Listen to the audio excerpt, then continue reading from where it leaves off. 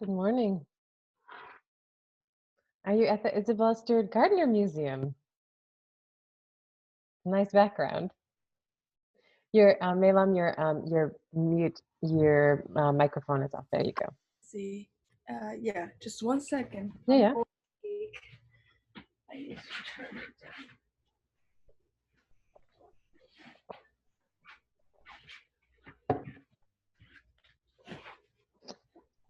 Am I allowed to finish my avocado? Yes, you can finish your breakfast.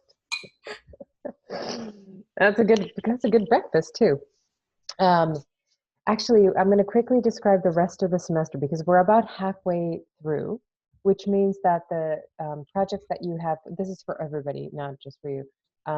So the projects that you haven't completed from the first half of the semester, it's important to get those in because they will be graded this week to make sure we're moving on um, to the rest of the semester. But the structure of the rest of the semester is going to be a little bit slightly different than we've had so far. So for the rest of the semester, we're going to be doing 1 week of theory. So 1 week of slides, 1 week of looking at art history. And I have a textbook for you to read in those weeks. And then the other weeks are going to be focused more on process and doing things with our hands, okay? Because we've been focused a little bit on our technical side and on drawing and painting, which is great, but we need to make sure that we have the theory that to back it up, okay? So this week we're gonna focus on Egyptian art. There is a textbook for you in my RCC. There's a textbook for you, and basically it's a short. There's a couple of essays and videos on each of the objects, but we're going to go through those objects today. And at the end of the week, there will be a short quiz. The quiz is really short; it's 3 questions. So, but basically, the slides that you're going to see today and Wednesday are going to answer those questions. Okay. So for those of you who can't be on the call in order to get ready for the quiz, it's important to view these videos. Amy, how are you? I'm great. You Thank doing you. okay? I'm doing okay. Better than my last week. That's good. That's very good. Yeah. So the trip to the also was more than I thought. We ended up in the emergency room. Oh, you did? Yeah. My son has braces, but he was having like a muffled mouth, and I thought like something was going on. Mhm. And come to find out, he had some Infection. a real infection. Yeah. Good. Okay, well, it's good that you went. I mean, it's important to follow that gut. You know what I mean? When you have something that you know is happening, you feel Right. it. So, and that's the time to go. Yeah. Okay. Thank you. Okay, so I'm going to skip to sharing my screen. I also want to show you what's on my RCC where you can get your textbook from. So let me do that first. So if we go to my RCC, you will find Unit 7, Week 8 is what we are on. Right now we are at midterm, and you will have midterm sort of about, I think they're, satisfactory, unsatisfactory, and withdrawing. So those of you who are on the call, you have no problem. You're satisfactory progress, right? Those of you who haven't been on the call and completed the work are fine as well. Those of you who haven't been on the call and have not turned on in the work, that's the people that I'm afraid for. So, but you guys are all fine. So when you look in here, you will find the textbook. It's a textbook for prehistory. You're going to click on that. It's a PDF, and we're going to focus on chapters 5 and 6 this week. Okay, they're chapters on Egypt, which is going to be, it's a really fun and exciting unit, and really interesting artwork to think about. Because if you can imagine that artwork was done mostly for the gods, which is very, very interesting. We don't think about objects being made, especially now. Objects are made so that you show them to people and you communicate, but that's not at all what artwork has been for throughout the ages. So when you open up your PDF, you are going to go directly to page 45. You will get to chapter 5, which we're going to be focusing on right now, okay? So I'm going to pull up the artwork, and again, the textbook is incredibly brief and to the point. It'll give you a synopsis of what region we're talking about in the world. And then it's going to also show you the variety of slides. It has most of the time these interactive videos that each of the objects will have a video for, it's about 5 minutes long. So watch those videos, and then there's short essays about the artwork, okay? So those things you will look at the images, and we will look at these slides today. Then again, there's a little link to a short essay, okay? So just follow through each of the pages. I think it's about 10 pages in all for this first chapter, and then there's another 6 to 10 pages of chapter 6. But we are going to go over it now. We are talking about ancient Egypt, and it's a really phenomenal story. So Egypt has had a same style of artwork for nearly 3,000 years, right? We have this, it's interesting how we have counted the years, of course, right, from the Common Era forward. But of course, humanity has existed far, far longer. It's a strange thing that we just kind of edit the numbers and we think we're in 2020. We're of course not in 2020. We are ancient peoples, right? We have been on the planet for over 60,000 years, right? So there's a whole interesting thing that happens with numbers where we say the year is 2020, but the human beings have existed on the planet for over 60,000 years. So the Egyptian art really starts 3000 BCE, okay? So about 5,000 years ago, there's this flourish, first in the Middle East, right, in the Near East over here. But then because of the Nile River, there's a fertile land that happens all around the Nile, and this is the section we're talking about. Before then, we were in Near East and Mesopotamia over here to the right, where also what happens with these fertile regions is that people don't have to focus on survival. So you're thinking about people were nomadic, they were hunters and gatherers, they were following the food supplies, but they could now settle in these regions, right? In Mesopotamia particularly, there was a settlement of towns that that we can still see the architecture from, that people could for the first time form these communities, and some people were directed to take care of the land. Some people were focused on art, and some people are also focused on politics and running and religious concerns. So we're looking at Egypt from about 3,500 is a pre-dynastic period. Then we're talking about the Old Kingdom in about 3000 BC. You don't have to memorize these dates. So there's these stable periods, the Old Kingdom, the Middle Kingdom, New Kingdom, and the late period. And it ends about during the Roman conquest in around 30 CE, okay? But you have a culture that's flourishing for about 3,000 years. And the artwork is incredibly stable, which means that the artists from 3,000 years before could actually tell what the artwork was about 3,000 years later. Of course, Egyptian culture has hieroglyphs, and the pictorial elements are really strong, and they're lasting. So this is the first artwork that I want us to focus on. This is a palette of King Narmer. This is the front of the palette, and the palette was generally used for mixing, grinding a pigment.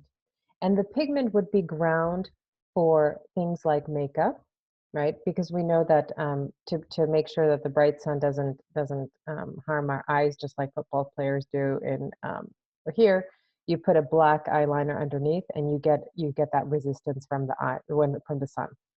We know it's King Narmer because his name is actually here at the top, at the very top in the middle between these two bulls, right? And bulls could be a symbol for gods.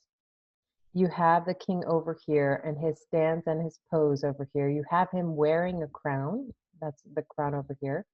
But you have him smacking the skull of one of these folks down here at the bottom. Okay, we're not sure who it was, but we do know that obviously this is the king's might over here.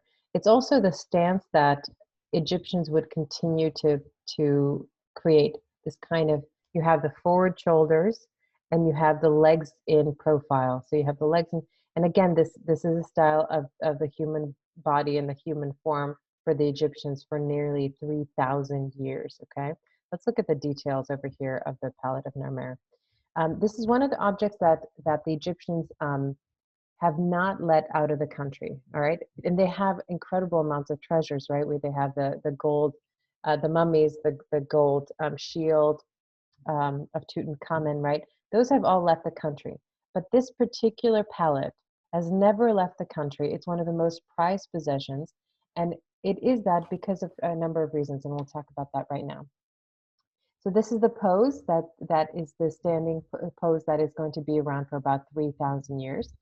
This is a sandal bearer over here. So he's carrying sandals over here. This was an important foe. Signs may name his region of origin. The falcon with the human arm symbolizes a god Horus. And here he's shown holding a rope, binding the foe's head. Okay, so he's helping with this sort of execution that's happening. There are some dead foes over here on the bottom, walled into a city, perhaps personification of a city. So you have two foes over here of King Narmer. And Narmer here wears a white crown, which symbolizes Upper Egypt, okay? So there were two crowns for the king, one in the north, one in the south. But in this palette, for the first time, Narmer is seen to wear both, which means that he symbolizes the unification of Egypt. And that's why it's so precious to Egyptologists and to Egypt itself, is because the first time that one ruler has been able to unify both sections. So here he's wearing the white crown associated with the goddess Bat.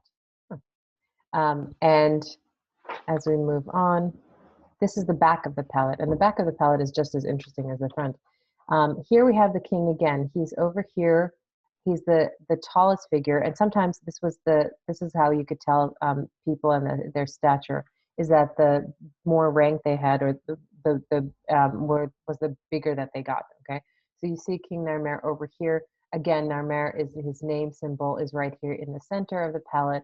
On the two sides, there's flanks of bulls, representations of God. It's so interesting. Look at the way that the bulls are depicted. Bulls with the horns, but of course the face is a human face, right? So you have king over here. He's wearing now the crown for the north. So he had the south, the white crown, and now he has this crown, which means again that he's considered the king of both the south and north, and unifying Egypt. Over here in the center, where you have these two animals that have lions' bodies, lions' faces, but a snake's neck. Okay, we know that in Egypt they put the most powerful animals together in these ways. The center of which would be where the pigment for the makeup would have been ground. Okay, so if this was the palette again for makeup, or this particular one was slightly bigger than for makeup, so they could have used it for perhaps ceremonial occasions. So it could have been it was a little bit bigger, perhaps for the for ceremonies for the king. Who knows? So again, the mixture would have been in here. What you see over here is they're going to war, and in fact, they have decapitated the heads of their foes over here on the side. So you have bodies lying horizontally with the head in the middle. Okay, let's look at the details over here. Sorry, let me go back and let's move us a little bit. All right, again, Narmer's name is in the center. You have the gods over here. Over here at the bottom, that's an interesting representation down here. You have a bull, and he's sort of charging at what seems to be a fortress, like a city. And you have him also crushing one of the enemies. This may represent King Narmer himself as a bull, knocking down the walls of the city. So you have that little, he's personifying, the king is personifying the animal. So again, the serpents over here. You have Narmer here with a red crown for the lower Egypt, priests wearing leopard skin, and then foes decapitated and castrated over here. Any questions about the palette of Narmer, or any interesting observations that you've noticed from looking at, again, it's made out of stone and it's carved. Anything that you find interesting. This is the front of the shield or the palette, and this is the back. Right? Both are incredibly detailed and decorated. Imagine chisel, right? You draw it on, and then you have to chisel out the background in order to get this figure to jump forward. That's how it's made. You should do one of those. Make yourself. Was it originally with colored or without colored? Originally, it would have been, and that's interesting. Most of the Egyptian sculptures would have had pigment, but that's often gone to us. Same thing with Greek art. Most of the Greek marbles would have had paint on it. I know that in the palette, it's drawn over here in color on the left. However, that's not, I think that's just to symbolize and show the different structures and the different elements of the palette. It's not how it would have been painted. So this is just a representation of actually seeing the different stories that are going on, but this is not how it would have been maybe painted differently. And we do know that the tombs were decorated in paint, and they were definitely mixing. So if you're thinking about mixing powder for makeup, it's a very similar process to mixing powder with paint. So to grind material. So this possibly could have also been a palette, you know, in terms of an artist palette. That's another possibility because they did grind pigments and they were painting with them on the tombs. So it's a good guess, I would think. All right.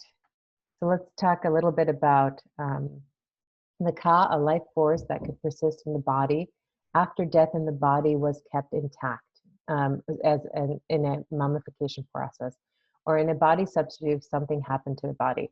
So there's this really, in the Egyptian culture, there was a huge focus on the afterlife, that when the body is dead, but if it's persevered in some way in the mummification process, then your soul would continue and it could actually function. Mummification developed over time as part of a belief that some organs were moved and placed in jars, the rest of the body dried with salt and packed with resin, soaked linen, wrapped with linen bandages with amulets. Inclusion in the tomb and elements necessary for the life in the afterworld included shabits, replicas of deceased that would do his or her work in the afterlife. Okay, so most of the sculptures and most of the treasures that were artifacts or artworks were again not for other people. They were put in the tombs in order to help with the afterlife, which is very, very interesting. It's different from how we think about artwork. Artwork we share, we give to each other, we think about it as objects, but in Egypt it was very, very different. And it was for a very different purpose, right? We're also going to look at the architecture of Egypt because it's also quite interesting. So here are the pyramids of Giza, of course. They were actually at the bank of the Nile River. The river has since receded, but certainly there was an interaction with the natural landscape of the Nile. Of course, there's many, many different theories what these structures were for. And then how they were built, right? You have the Pyramid of Khufu, which was the first one, then his son, the pharaoh Khafre would be the next one, and Menkaure would be the last one, the smallest one. So you have the grandfather constructing the pyramid, but as soon as the sons are, or as soon as the pharaohs are born, they're off building their tomb, right?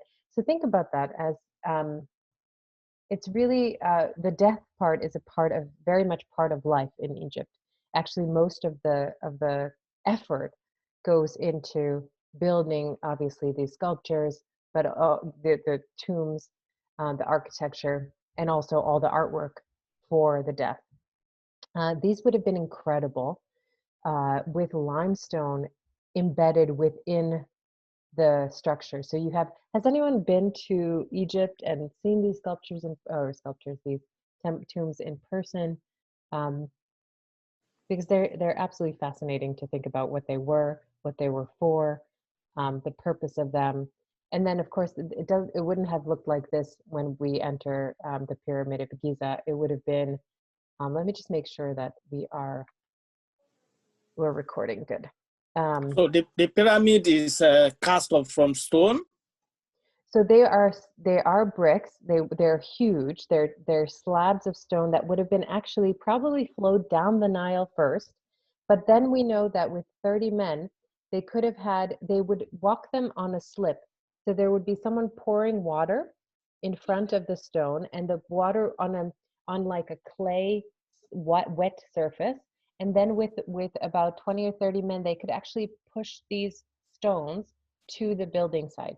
So there is a question. I know when I was going to undergrad school at MassArt, there was a sculpture teacher who worked with National Geographic trying to replicate how these monuments were made, which is so fascinating, with just manpower and the tools that they had. So actually in undergrad school, we raised an obelisk, this huge monolithic one stone structure, with building up a hill of sand and then slowly taking the sand away until the structure was almost vertically up, and then using 100 people. I was one of those one of the people to take the obelisk and just put it into position. So it takes lots of labor to kind of get that from here, from a slight angle. Anyway, so there are methods and there are ways to that we think that these were built. And one of those methods that they're talking about is that they would flow the bricks,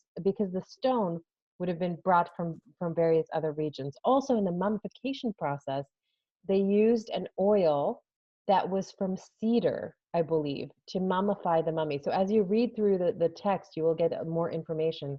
But they used cedar oil, which wouldn't have been native to Egypt, which means that would have been imported, making the mummification process that much more expensive. So it would have been the people that were mummified were of actual great wealth to be able to do this process of mummification. But of course, there's so many mysteries, of course, with Egypt and the culture, that it's we get slight answers, but we don't really know.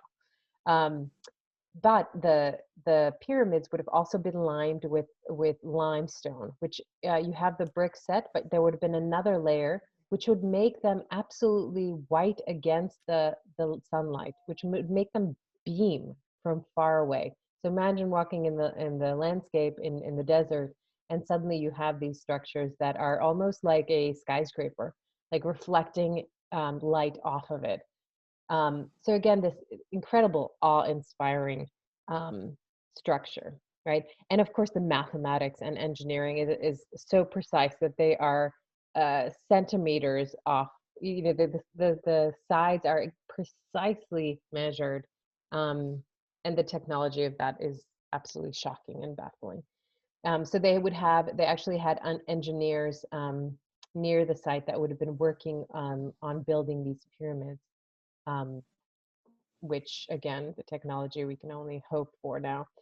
You can see the pyramid and the scale of them, right? The size of them based on the figures of the people around. I mean, you're talking about a boulder being, almost half to 3/4 of your size in scale, and to imagine the pyramid like this is just incredible.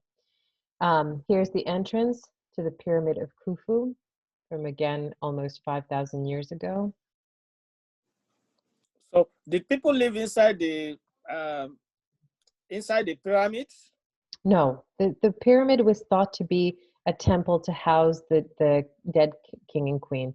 And but of course there's all kinds of theory that it was actually a charging battery station from using water and possibly having electricity in ancient Egypt, but we haven't gotten there yet. So actually, when you enter the pyramid, it would have been a structure that was built for them when they die. So imagine a gravestone, but on a huge scale, right?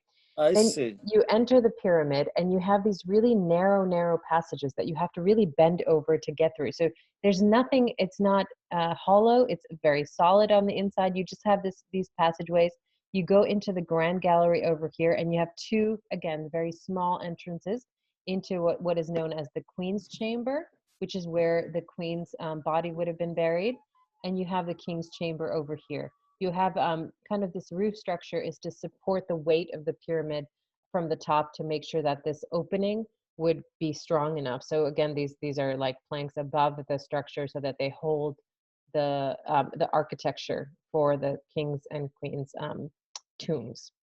But there were never any tombs found. So um, Khufu's and the queen's mummies were not found in the pyramid. So there's another mystery that they actually were not buried there. We think that that's what the chambers were for, but again, we don't know. The last of the pharaohs was Menkaure. He had the smallest pyramid in the Pyramid of Giza. And what was interesting outside of his pyramid is where the sculpture would have been found, along with other sculptures. This is out of, I think, limestone, but incredibly polished to a surface where it's incredibly realistic. And you have this gesture. So sometimes there were three figures: a queen, the pharaoh, and maybe the queen's mother or the pharaoh's mother. But this one was there were two. And it's thought that this was Menkaure and his queen, not his mother, as some had suggested. You have the sculpture of, again, the pharaoh over here, Menkaure over here, stepping right out of the stone. The stone is again there to back them, and it would have been pushed up right against the pyramid. So imagine walking to the pyramid and seeing this couple for eternity walking out of the pyramid, okay?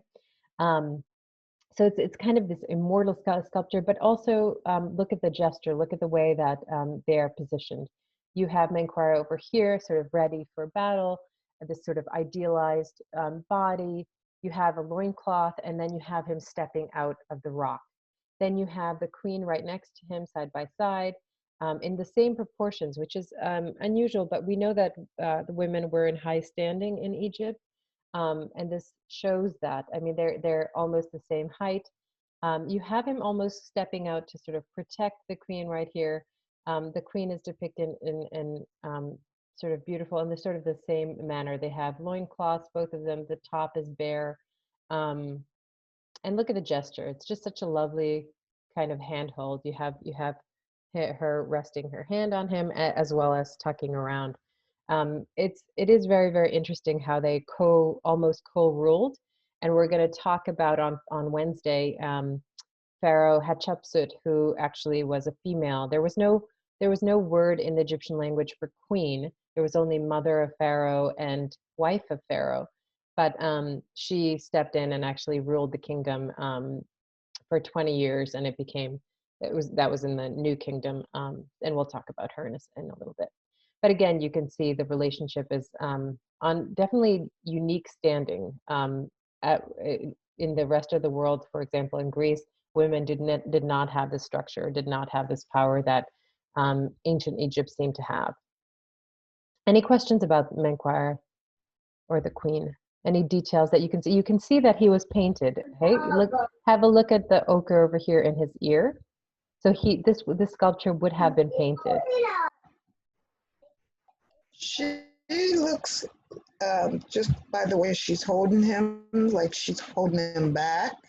And of course, like you said, like looked like he's in battle because his hands are balled up. Like, what's in his hands? Wait, oh, that's interesting. I actually don't know, but there is a stance there for the sculptures in the pharaohs. They would always have that 1 foot forward, and they would have their fists clenched. And you're right, he is holding something. I'm not sure what that is. Maybe in the reading they'll get to that, but I don't remember and recall what they said. It is a way for the sculptor to anchor the body. If you imagine this technically is such a huge feat to carve out these two humans out of solid stone, you need the weight of the top, for example, to be supported. So look at the width of their shoulders together, and then the waist narrows, and then it gets a little bit wider in the hips. When you're sculpting, you have to be very careful about the weight of the body actually being able to be supported by the rest of the stone. In Greece, they actually carve away the whole of the sculpture, the whole of the stone. But again, that makes the body very, very frail. And if you think about how many Greek bodies have their arms cut off because as soon as you fall, that appendage breaks off. So it is an anchoring, but I'm not sure what he's holding. You're also right. He almost looks like he's definitely sort of stepping forward, and doing that kind of front, whereas she's sort of, not pulling him back, but she's sort of with him or holding him. Um, yeah, in a sort of loving way. And again, I think those little details of looking at the ear and having a little red ochre there means that the whole thing would have been painted, which is a whole different way of looking at sculptures. We imagine Greek art to be sort of white marble, but of course that was nothing like that. It was totally painted in bright patterns and bright colors. So this would have this would have seemed almost more realistic, like real people sort of stepping out, which at the side of the Pyramid of Giza would have been extraordinary. Of course, we've removed the sculptures, right? So there's a whole other thing about we've now sort of robbed these graves of their greatest treasures. So we have to think about what that means. This is a seated scribe, and what I love about him, he's also about 5,000 years old, made out of ceramics. Again, now we can see the painted, what that would have been looked like. So imagine the pharaoh and the queen painted in this manner, right? Absolutely lifelike. Look at the way that he's sitting. At this time during, and we'll see a comparison at the end, the sculpture and the sophistication of this, scribes were held in high regard because they were writing the histories, they were writing the artwork. So they were actually, and there were some tombs that were for the scribes. They also had, must have had a lot of wealth as well. Because again, they were mummified, they were put in tombs, sometimes with next to the pharaohs. So here's a scribe, and what's interesting about his eyes are inlaid. We know that sculptors did that too, right? Different stone goes into the eyes. But look at the face and look at how realistic that face is, and how he's just kind of sitting, patiently, sort of waiting for the next text. And you have the papyrus here in his hand, ready to write and scribe down the information. But it's such an interesting pose. Pharaohs obviously would have been idealized, but the pudginess of him would actually give him status, right? Because in ancient Rome, or I'm sorry, ancient Greece or ancient times, if you had a little bit of rolls to your stomach, you know, the better it was for you, because you would have made it for health reasons, right? So you have him in very realistic ways over here, depicted in a human scale. It's a lovely, beautiful sculpture, and the fact that it has, again, it persisted over 5,000 years is extraordinary.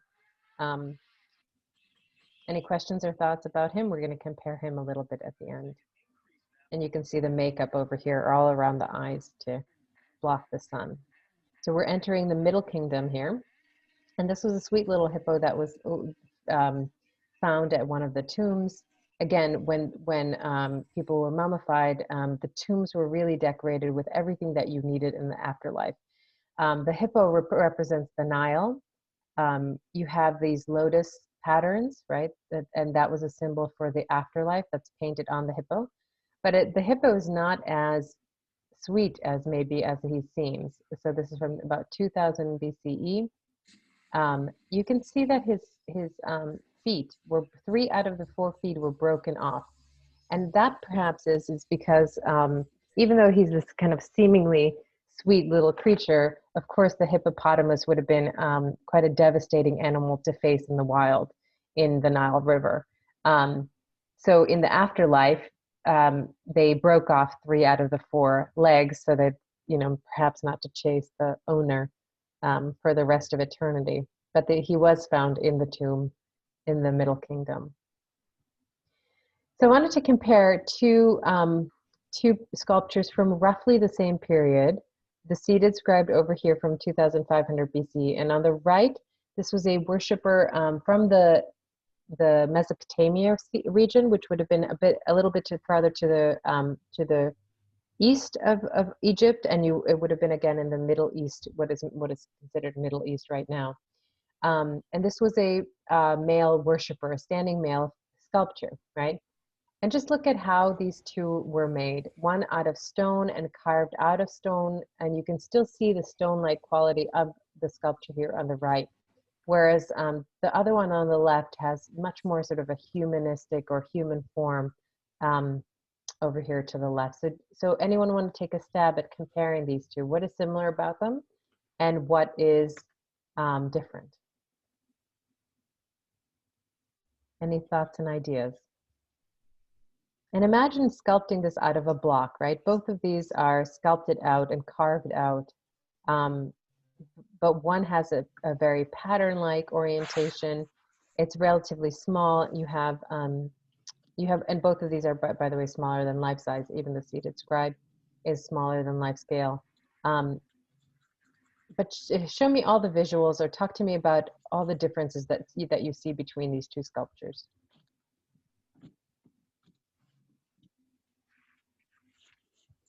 Anyone want to take a stab at it?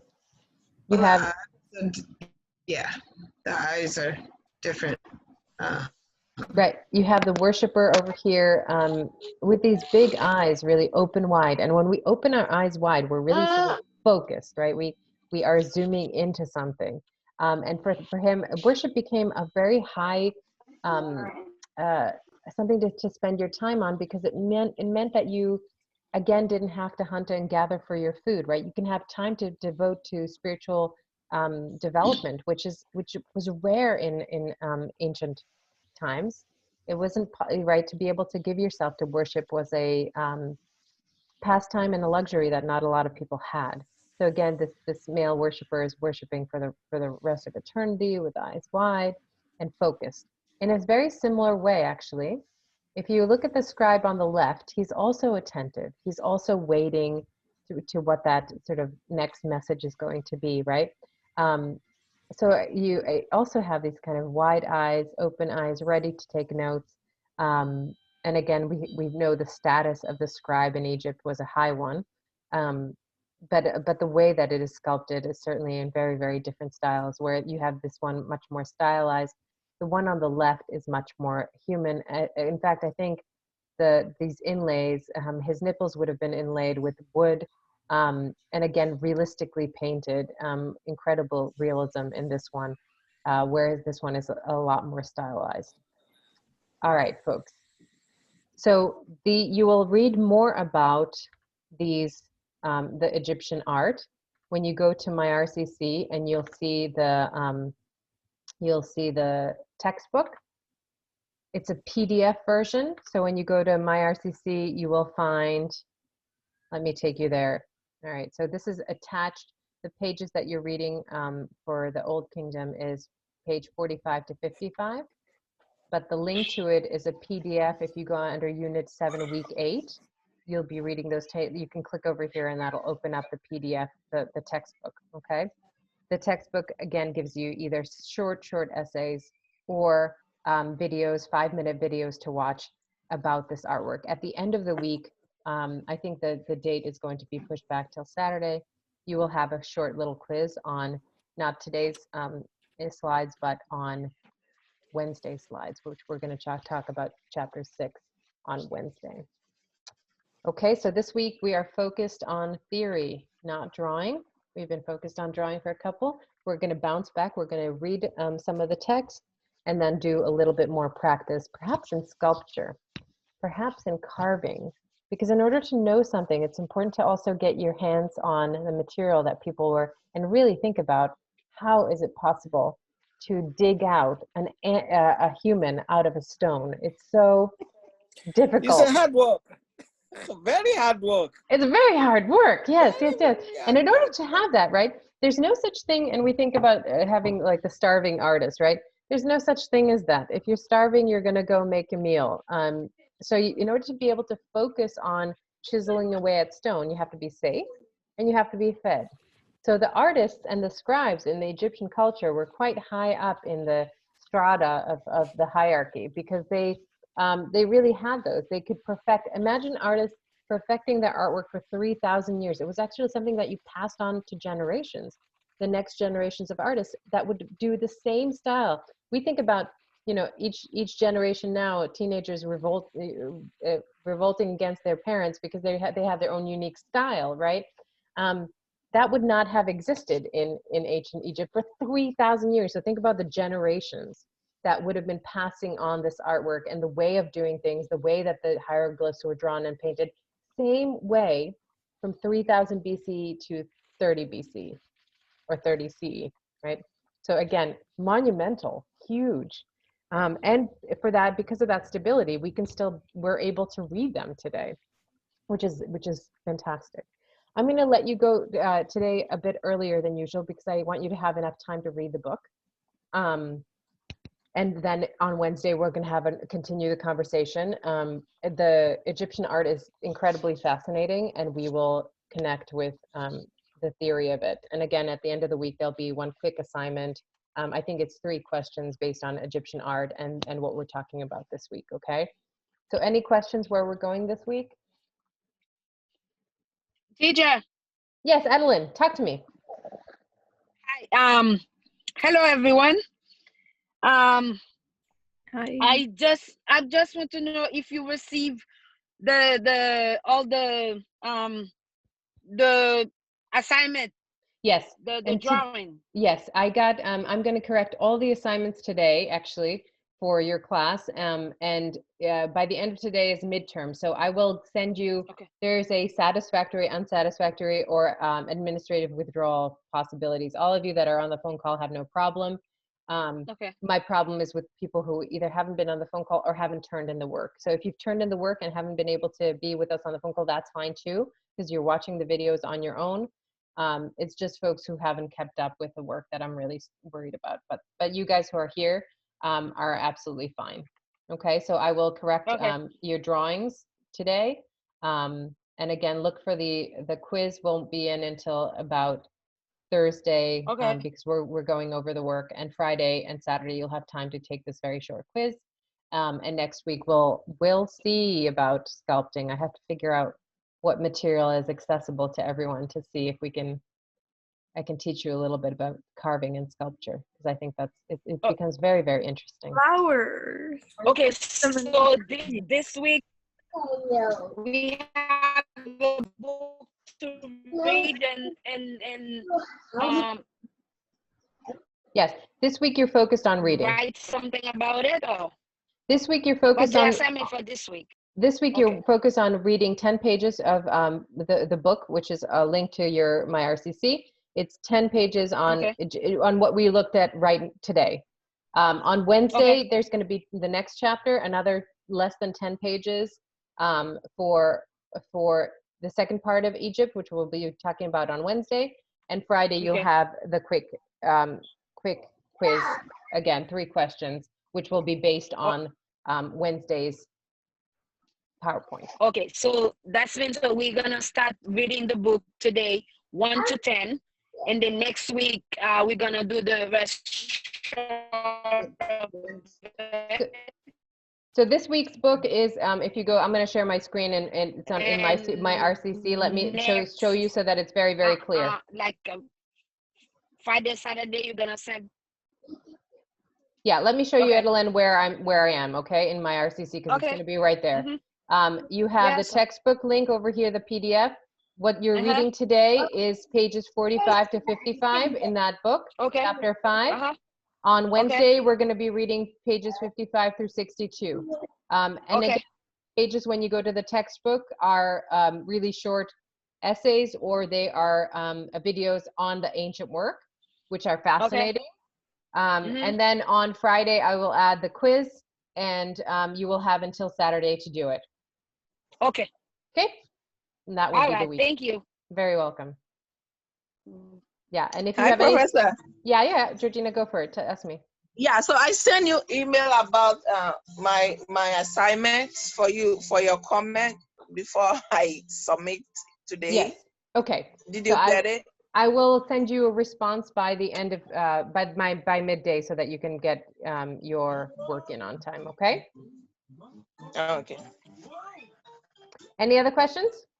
Yes. I have a question about last week. So I have been, I've seen the videos on your YouTube. Yeah, Perfect Imperfection, the drawing. Yeah, so I realized there were 2 drawings in total, and we have one assignment that we need to upload, which is the imperfection. I don't know. Yeah, something like that. So do we have to upload both of them, or just upload the imperfect one? I would just upload the Zentangle one for that assignment. Okay, so you don't have to do both. You can choose which of the, I think we drew on both days.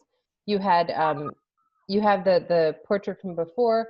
You had last week when you drew to music, right? And you could have done it a number of times. So if you did it 2 or 3 times, you can choose your favorite one. If you want to give me more, you know, that's always great. So you're welcome to give me more, but all I'm requesting is 1. Okay. And is that today? That's due today. That's due today. Yeah. Okay.